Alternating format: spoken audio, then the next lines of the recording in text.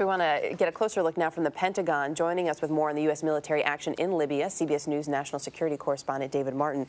David, good morning. Can you give us a better idea? We heard a little bit from Mark there, but what exactly are the targets at this point? Basically, they're targets of opportunity. The pre-planned attacks to take down Gaddafi's air defenses are essentially done. And so what's happening now is that U.S. and allied aircraft are patrolling this no-fly zone, looking for Libyan ground units that are threatening rebel-held cities, and going after any location that can be identified as serving as a command center for those Libyan units on the ground. And that is apparently what happened last night with the attack on that building in Gaddafi's compound. U.S. Intelligence picked up signals that that was being used as a command center, and there was a British submarine off the coast of Libya, and that submarine launched this cruise missile against that building. So in general, not just that one particular strike, but in general, is the consensus so far that it's been successful?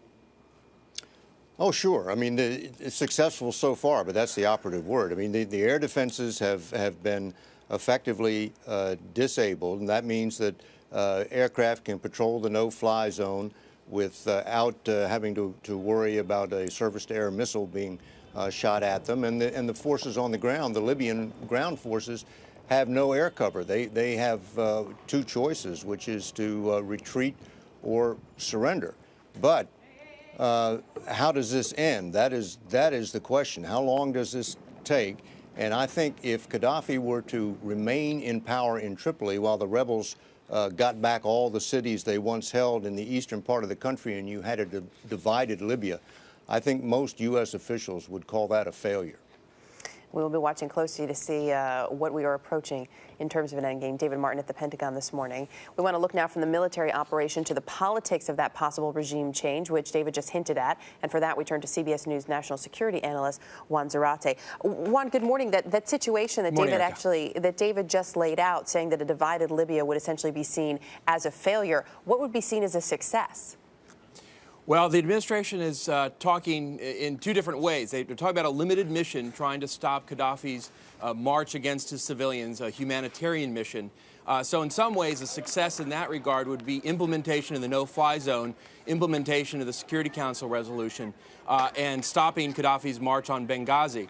That said, as David indicated, the real objective here seems to be toppling Gaddafi, though no one seems to want to talk about that, and certainly that's laying in the works here as we talk about the next steps. And no one wants to say that. He's clearly not just going to get up and walk away. There are two things at play here, though. There was a lot of hesitation, it seemed initially, about going in here, about there being any sort of U.S.-led efforts, because once you are in, you're in it for the long haul, essentially. It's that whole you break it, you bought it. So how long is the U.S. going to be involved here?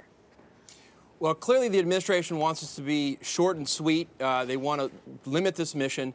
But the reality is, once you're in, as you said, once you break it, you're in it, and you've got to handle the situation. And it's not quite clear how this ends. If Gaddafi stays in power, we're likely to see a cat-and-mouse game of containment. If he's toppled in some way by the rebels or some other active force, then we've got perhaps chaos on our hands with a transitional council that we're not really familiar with. There's that, and there's also the threats that Gaddafi has made about terrorism toward the West. How much of a valid concern is that right now?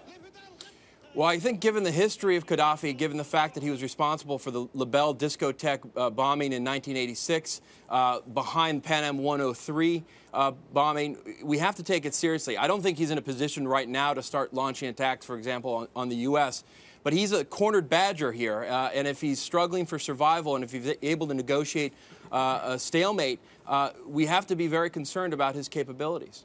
We'll be watching it closely. Juan, thanks. Juan Zarate in Washington this morning. Thanks, sir.